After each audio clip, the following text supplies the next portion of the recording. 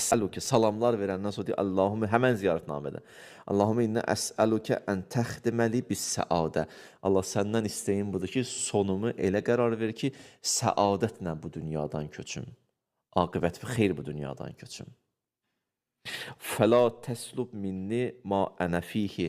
İlah verdiyi neməti əlimdən alma. Bu kimin duasından ziyarətnaməsidir? Xanım Məsumə ziyarətnaməsi. Maraqlı cümlə budur ki, İlahi sonumu, aqibətimi xeyirli qərar ver. Kəm min səidin xutmə ləhu bis səadə.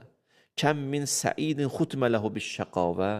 Kəm min şəqiyyin xutmə ləhu bis səadə. Hədisdə var. Nə qədər xoşbəxtlər sonu bədbəxt kimi dünyadan köçdü getdi.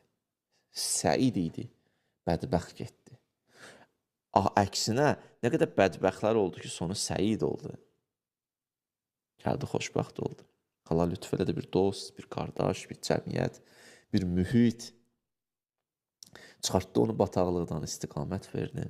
Ya məsələn, görsən, bir xanım həyat yoldaşına istiqamət verir. Ya kişi görsən, kişi xanıma istiqamət verir.